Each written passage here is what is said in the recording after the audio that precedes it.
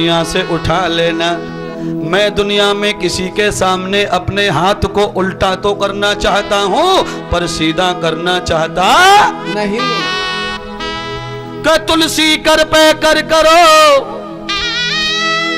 कर कर माने हाथ होता है, कि तुलसी कर पे कर करो और कर तल ना ही करो, और जा दिन तुम कर तल करो, ता दिन मरण करो। सियावल रामचंद्र की जय, पवन सुत हनुमान की जय, बोलो रे भाई सब भक्तन की जय, बोलो रे भाई सब संतन की जय, सियावर रामचंद्र की जय। देखिए,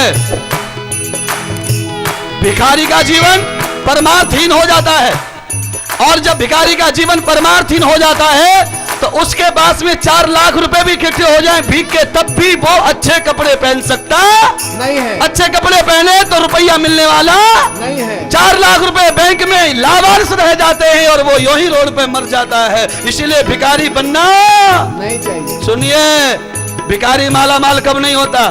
भिखारी फिल्म क्यों नहीं देख लेता? भिखारी टीवी क्यों नहीं खरीदता?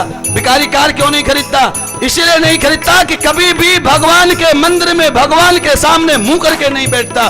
दुनिया भर के मंदिर और तीर्थ देख लेना, भिखारी भगवान के द्वार पर बैठेगा तो सही, पर भगवान की तरफ पीठ करके बैठेगा। इसीलिए भगवान के सामने पीठ मत दिखाओ। जब फाड़ दिया सीना अरे राम नजर आए, जब फाड़ दिया सीना राम नजर आए। अरे पीठ में राम ना बैठो।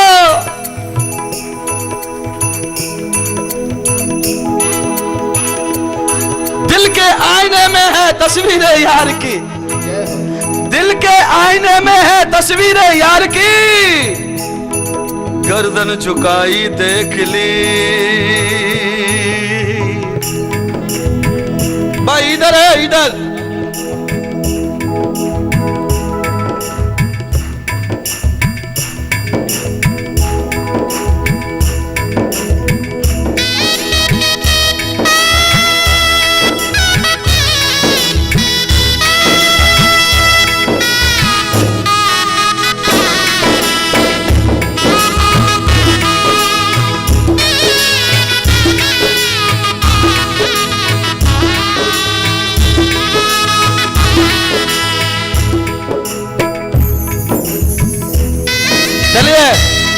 एक 5 मिनट रामायण के साथ में जुड़ेंगे, आनंद के साथ में। खाली भगवान का नाम जपना है आपको।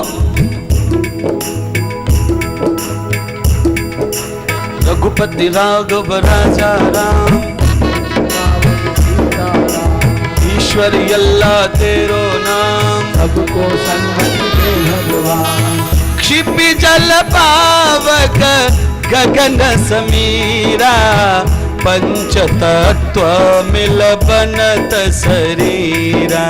राम सिया राम सिया राम जय जय राम सिया राम जय जय राम। बड़े भाग्य मानुष तन पावा, सुर दुर्लभ सब ग्रंथन गावा।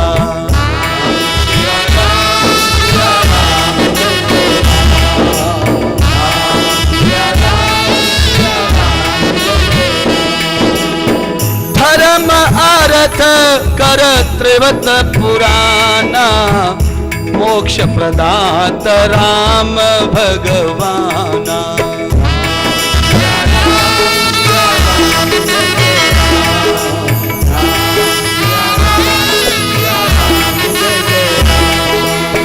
हरि व्यापक सर्वत्र समाना, प्रेम हूँ प्रगटत यही मैं जाना।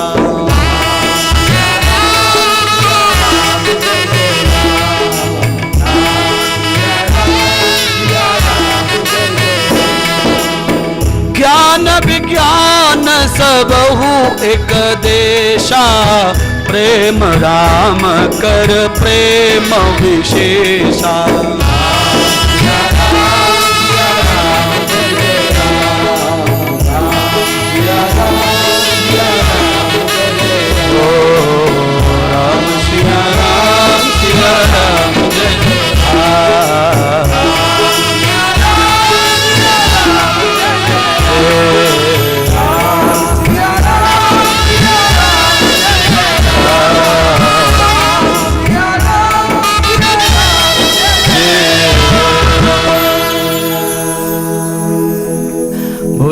बद्रीनाथ भगवान की जय हो।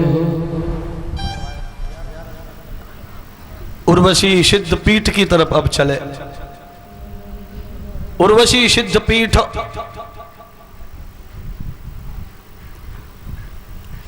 बद्रीनाथ भगवान को प्रकट करने में सबसे ज्यादा भगवान विष्णु का हाथ है। भगवान विष्णु ने जिस समय नर नारायण अवतार लिया, भगवान एक पेट में से जुड़वे बच्चे की तरह पैदा हुए, एक नाम नर, दूसरा नर भी भगवान है और नारायण भी। तो अब तुम कौन हो? अरे बोलिए तो सही, दो ही तो है, तीसरा है ही नहीं। एक नर नारायण और दोनों भाई भाई, क्योंकि मम्मी के पेट में से दोनों ज्वाइंट में आए तो कौन रहेंगे? वो पड़ोसी।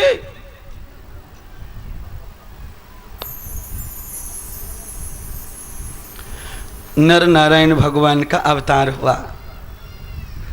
जैसे ही उनका अवतार हुआ, और जिनका अवतार होता है वो जरा व्याधि से मुक्त होते हैं, उनको जरा व्याधि व्यापक नहीं होती।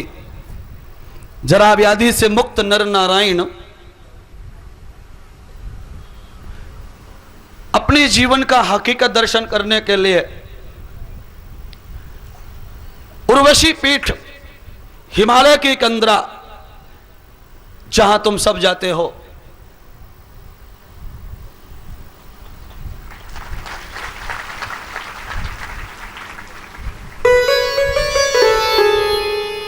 भगवान श्री नर नारायण ने जहां पर पानी का अभाव है, जहां पर फल पल्लव फूल का अभाव है, वहां जाने के बाद में नर नारायण दोनों भगवान शिव जी की आराधना करना चाहते हैं। देखिए, इसीलिए मैं बार बार कहता हूं कि दो प्रकार की पूजा होती है, एक मानसिक और एक पदार्थिक वास्तविक। जिस पूजा में ब्राह्मण को, पुरोहित को बुलाया जाता है, वो पूजा मानसिक नहीं हो सकती है। वहां पदार्थ चाहिए, वस्तु चाहिए, संयम चाहिए, सदाचार चाहिए, मुहूर्त चाहिए, नियम चाहिए। जहां ब्राह्मण की जरूरत नहीं है, जहां तुम केवल हो, अकेले हो और भगवान को पाना चाहते हो, भगवान को सौंपना चाहते हो, तो फिर वस्तु पदार्थ को भूल जाओ, क्योंकि अकेले में जो भक्ति होती है वो वस्तु पदार्थ से होने वाली नहीं है। पूजा और सेवा, ये दोनों में बहुत अंतर है। शास्त्र कहता है पूजा जो होती है वो बिना मुहूर्त के नहीं हो सकती। शोधन, बोधन, यापन, यजमान बैठे, ब्राह्मण बैठे, दोनों ही समझ लो इस बात को। अगर साकार पूजा करनी है तो उसमें चार लगते हैं, एक ब्रह्मा, यजमान, अध्वर्यु, उद्गाता, होता, अब पांच हो गए। ये चार मैंने क्यों कहे? क्योंकि एक जो रहता है वो आपातकालीन होता है, आरक्षित होता है। यजमान को कुछ हुआ तो वो बिठाया जाएगा, पंडित जी को कुछ हुआ तो वो बिठाया जाएगा, ब्रह्मा नहीं तो वो बिठाया जाएगा, अगर मंत्र बोलने वाले को कुछ हो गया तो वो बिठाया जाएगा। इसलिए यज्ञ की चार दिशाएं होती हैं, तो वहां पर चार प्रकार के गार्ड बिठाए जाते हैं, तब पूजा होती है। पांचवा आरक्षित है, आपातकालीन। यजमान अचानक अटैक से मर गया तो पूजा बंद नहीं करनी चाहिए। आरक्षित पांचवा जो ब्राह्मण है उसे उठा के यजमान बनाओ और पूजा को, सामग्री बटोरने वाला, सामग्री लाने वाला अध्वर्यु, अगर वो मर जाए तो फिर पांचवे को उधर लगाओ। कहने का मतलब पूजा में अखंडता चाहिए, पूजा अखंडित होनी। पूजा का मतलब पूजा में संयम लगता है, पदार्थ लगते, पवित्रता लगती, शोधन, बोधन, यापन। शोधन का अर्थ होता है शुद्धि,